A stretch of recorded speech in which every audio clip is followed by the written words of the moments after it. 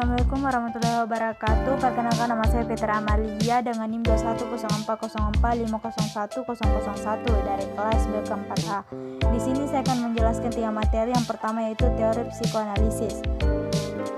Konsep dasar teori pendekatan psikoanalisis. Yang pertama itu biografi Sigmund Freud.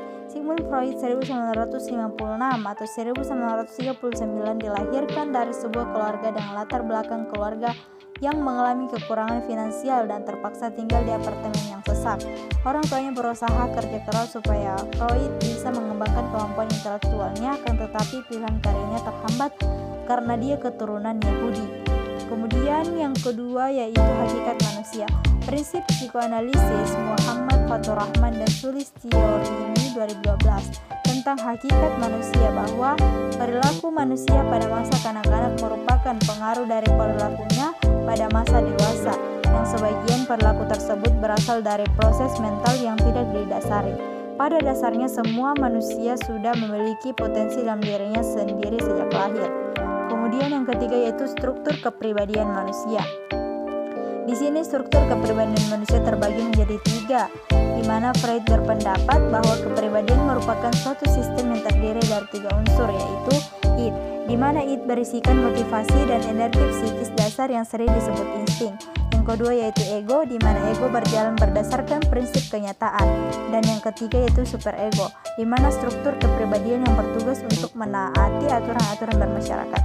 Kemudian yang keempat yaitu mekanisme pertahanan ego, di mana mekanisme pertahanan ego ini terbagi menjadi 5 bagian. Yang pertama yaitu represi, yang kedua penyangkalan, yang ketiga proyeksi, yang keempat rasionalisasi, yang kelima kompensasi. Nah, kemudian kita masuk pada bagian B, teknik konseling pada pendekatan psikoanalisis. Di mana teknik konseling pada pendekatan psikoanalisis ini terbagi menjadi 6 bagian. Yang pertama yaitu mempertahankan kerangka analisis, yang kedua asosiasi bebas, yang ketiga analisis mimpi, yang keempat analisis transferensi, yang kelima analisis resistensi, dan yang terakhir yaitu interpretasi. Selanjutnya kita masuk pada materi bagian kedua yaitu konsep dasar teori pendekatan Adlerian. Yang pertama yaitu biografi Alfred Adler. Alfred Adler dilahirkan di Wina pada tanggal 7 Februari 1870 sebagai anak ketiga dan wafat pada tahun 1937. Ayahnya adalah seorang pengusaha. Sewaktu kecil Adler merupakan anak yang sering sakit-sakitan. Ketika berusia 4 tahun dia nyaris mati akibat pneumonia. Pengalaman tersebutlah yang kemudian mendorong dirinya untuk menjadi dokter. Adler lulus sebagai dokter dari Universitas Wina pada tahun 1895. Yang kedua yaitu hakikat manusia. Dari perspektif Adlerian, perilaku manusia tidak ditentukan semata-mata oleh hereditas dan lingkungan. Sebagai gantinya, kita mempunyai kapasitas untuk menginterpretasikan, mempengaruhi, dan menciptakan kejadian. Walaupun Adlerian menolak pendirian deterministis dari Freud, mereka tidak melangkah dengan keadaan ekstrem lainnya dan mempertahankan bahwa individual dapat menjadi apapun yang mereka inginkan. Kemudian yang ketiga itu prinsip teori individual Adler, di mana prinsip teori individual Adler ini terbagi menjadi beberapa bagian. Yang pertama yaitu prinsip rasa rendah diri, yang kedua prinsip superior, yang ketiga prinsip gaya hidup, yang keempat prinsip diri kreatif, yang kelima prinsip tujuan semu, dan yang terakhir yaitu prinsip minat sosial. Kemudian yang keempat yaitu tujuan pendekatan Adlerian, di mana tujuan ini terbagi menjadi 4 bagian. Yang pertama yaitu mengubah gaya hidup yang salah, yang kedua mengurangi keadaan inferior konseli, yang ketiga meningkatkan minat sosial konseli, dan yang keempat yaitu mengonfrontir mekanisme superioritas. Kemudian yang kelima yaitu teknik konseling pada pendekatan Adlerian. Yang pertama yaitu membangun hubungan, yang kedua eksplorasi dan analisis, yang ketiga mendorong pengertian dan pemahaman diri, dan yang keempat yaitu membantu reorientasi dan perubahan. Nah, sekarang kita masuk pada materi bagian ketiga yaitu teori pendekatan eksistensial. Yang pertama yaitu biografi Viktor Frankl. Emil Frankl, MD, PDH, lahir 26 Maret 1905 dan meninggal 2 September 1997 pada umur 92 tahun. Viktor Emil Frankl ini adalah seorang neurolog dan psikiater Austria serta korban Holocaust yang selamat.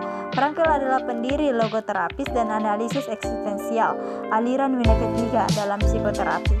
bukunya Man's Search for Meaning, pertama kali terbit pada 1946, mencatat pengalamannya sebagai seorang tahanan kamp konsentrasi dan menguraikan metode psikoterapisnya dalam upaya mencari makna dalam segala bentuk keberadaan, bahkan yang paling kelam sekalipun, dan demikian juga alasan untuk tetap hidup. Frankl adalah salah satu tokoh utama dalam terapi eksistensial. Yang kedua yaitu sejarah teori konseling eksistensial. Perkembangan industri dan urbanisasi masyarakat di samping kemajuan di bidang ilmu pengetahuan yang menyebabkan dehumanisasi juga mendorong perkembangan konseling model ini. Pada waktu itu banyak orang membutuhkan kekuatan untuk mengembalikan sense of humanis di samping untuk memecahkan masalah-masalah yang berkaitan dengan kebermaknaan hidup, khususnya yang berkaitan dengan upaya menghadapi kehancuran, isolasi, dan kematian yang disebabkan oleh perang dunia. Eksistensialisme bersama-sama dengan psikologi humanistik muncul untuk merespon kebutuhan tersebut.